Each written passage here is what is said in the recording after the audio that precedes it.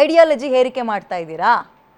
ನೆಮ್ಮದಿಯಾಗಿರೋ ರಾಜ್ಯದಲ್ಲಿ ಅಥವಾ ನೆಮ್ಮದಿಯಾಗಿರೋ ದೇಶದಲ್ಲಿ ಇಂಥದ್ದೇ ವಿಷ ಬೀಜವನ್ನು, ಧರ್ಮದ ಅಮಲಿನ ಬೀಜವನ್ನು ಬಿತ್ತಬೇಕು ಅನ್ನುವಂತಹ ಹುನ್ನಾರ ರಾಜಕೀಯ ಪಕ್ಷಗಳಿಂದಲೇ ಆಗ್ತಾ ಇರೋದು ಅನ್ನೋದು ಮತ್ತೊಂದು ಸಲ ಸಾಬೀತಾಗ್ತದೆ ಅಷ್ಟೇ. ಚರ್ಚೆ ಮಾಡ್ತಾ ಹೋಗೋಣ. ನನ್ನ ಜೊತೆ ಗೆಸ್ಟ್ಗಳು ಕೂಡ ಜಾಯ್ನ್ ಆಗಿದ್ದಾರೆ. ವೆಲ್ಕಮ್ ಮಾಡ್ಕೊಳ್ತೀನಿ. ಸ್ಟುಡಿಯೋದಲ್ಲಿ ಹಿಂದೂ ಮುಖಂಡ ಭಾಸ್ಕರನ್ ಅವರಿದ್ದಾರೆ. ನಮಸ್ತೆ ಭಾಸ್ಕರನ್ ಅವರೇ, ಕಾರ್ಯಕ್ರಮಕ್ಕೆ ಸ್ವಾಗತ ತಮಗೆ. ಮುಸ್ಲಿಂ ಮುಖಂಡರಿಗೆ MD ಫಾರೂಕ್ ಅವರು ಇವತ್ತು ನಮ್ಮ ಜೊತೆ ಜಾಯ್ನ್ ಆಗಿದ್ದಾರೆ. ನಿಮಗೂ ಕೂಡ ಕಾರ್ಯಕ್ರಮಕ್ಕೆ ಸ್ವಾಗತ ಫಾರೂಕ್ ಅವರೇ. ಇನ್ನು ಸಾಯಿಬಾಬಾ ಟ್ರಸ್ಟ್ನ ಸದಸ್ಯ ರಾಜು ಅವರು ನಮ್ಮ ಜೊತೆ ಇದ್ದಾರೆ. ನಿಮಗೂ ಕೂಡ ಕಾರ್ಯಕ್ರಮಕ್ಕೆ ಸ್ವಾಗತ. ಲೈವ್ನಿಂದ ಕಾಂಗ್ರೆಸ್ ಮುಖಂಡ ರಘು ದೊಡ್ಡೇರಿ ಅವರು ಜಾಯ್ನ್ ಆಗಿದ್ದಾರೆ. ರಘು ದೊಡ್ಡೇರಿ ಅವರೇ, ಗುಡ್ ಈವ್ನಿಂಗ್. ನನ್ನ ಧ್ವನಿ ನಿಮ್ಗೆ ಕೇಳಿಸ್ತಾ ಇದೆ ಅನ್ಕೊಳ್ತೀನಿ. ಕಾರ್ಯಕ್ರಮಕ್ಕೆ ಸ್ವಾಗತ. ನಿಮ್ಮಿಂದಲೇ ಶುರು ಮಾಡ್ಬಿಡ್ತೀನಿ. ಈ ಸ್ಲೋಗನ್ ಬಗ್ಗೆ ಅಥವಾ UDFನ ಕೆಲ ಸದಸ್ಯರು ಹೇಳಿರೋ ಸುಪ್ರಭಾತ ನಿಲ್ಲಿಸಿ ಬ್ರೇಕ್ ಹಾಕಬೇಕು, ದೇವಸ್ಥಾನದೊಳಗೆ ಅದು ಕೇಳಿಸ್ಕೋಬೇಕು, ಹೊರಗೆ ಬರಬಾರ್ದು ಅನ್ನುವ ಕಾಮೆಂಟ್ಗೆ ನಿಮ್ಮ ಫಸ್ಟ್ ರಿಯಾಕ್ಷನ್ ರಘು ದೊಡ್ಡೇರಿ ಅವರೇ? ಮೊದಲನೇದಾಗಿ ಇದು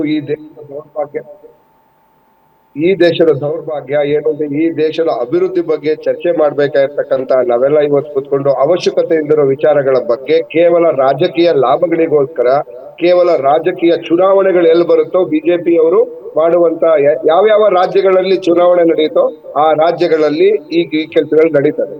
ಎಸ್ಪೆಷಲಿ ಕರ್ನಾಟಕದಲ್ಲಿ 2022 ಮತ್ತು 22ರಿಂದ 23ರವರೆಗೆ ನಡೆದಂತ ಏನು ಹಿಜಾಬ್ ಇರ್ಬೋದು, ಹಲಾಲ್ ಕಟ್ಟಿರ್ಬೋದು, ಜಡ್ಗಾ ಕಟ್ಟಿರ್ಬಹುದು, ಮತ್ತೆ ಏನು ಹಿಂದೂ ದೇವಸ್ಥಾನಗಳಲ್ಲಿ, ಹಿಂದೂ ಜಾತ್ರೆಗಳಲ್ಲಿ ಮುಸಲ್ಮಾನ ಸಮುದಾಯದವರನ್ನ ವ್ಯಾಪಾರ ಮಾಡಕ್ ಬಿಡೋದಿಲ್ಲ ಅಂತ ಹೇಳಿ ನಡೆದಂತ ಹಲವಾರು ಏನು ಆ ಘಟನೆಗಳು ನಡೀತು. ಅಷ್ಟೆಲ್ಲಾ ಘಟನೆಗಳು ಕೇವಲ ಚುನಾವಣೆಯ ಸಂದರ್ಭದಲ್ಲಿ ಬಿಜೆಪಿಯವರು ಮಾಡುವಂತ ಮಹಾ ಗಲಾಟೆಗಳು.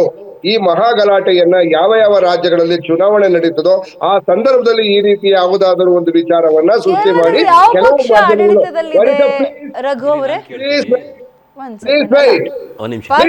ಅವರು ಮಿಸ್ಗೈಡ್ ಮಾಡ್ತಾ ಇದ್ದಾರೆ. ರಘು ದೊಡ್ಡೇರಿ ಅವರೇ, ಭಾಸ್ಕರನ್ ಮಾತಾಡ್ತಾ ಇದ್ದೀನಿ.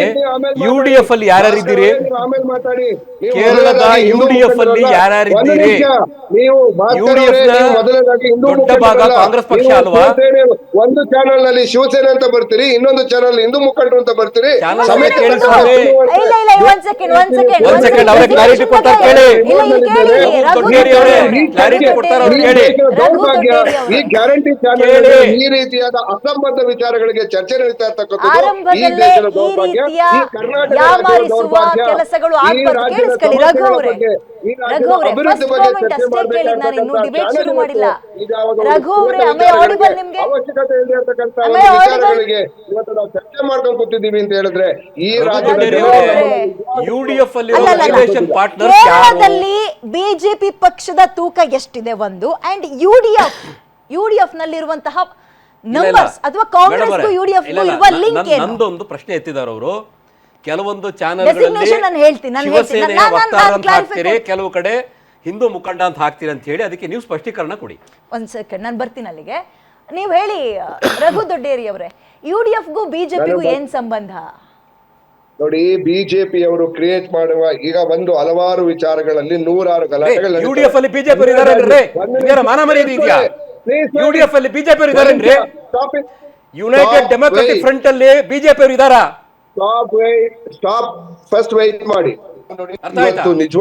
UDF ಅಲ್ಲಿ ಅವರು ಇತ್ತಗಣ ಇಲ್ಲಿ ಯಾಮಾರ್ಸೋದು ಬೇಡ, ಒಂದ್ಸಲ ಟೈಮ್ ಕೊಟ್ಬಿಡೋಣ. ರಘು ಅವರೇ, ವಾಯ್ಸ್ ಮ್ಯೂಟ್ ಆಗಿದೆ. ಬರ್ತೀನಿ ರೀ. ಕೇಳಿಸ್ತಾ ಇದೆಯಾ ರಘು ಅವರೇ? ಕೇಳಿಸ್ತಾ ಇದೆ, ಹೇಳಿ. ನಿಮ್ ಕ್ಯಾಮ್ರಾ ಹಾಗೆ ಇರ್ಲಿ. ಈಗ ಹೇಳಿ, UDFಗೂ ಬಿಜೆಪಿಗೂ ಏನ್ ಸಂಬಂಧ? UDFಗೂ ಕಾಂಗ್ರೆಸ್ಗೂ ಎಷ್ಟು ಸಂಬಂಧ?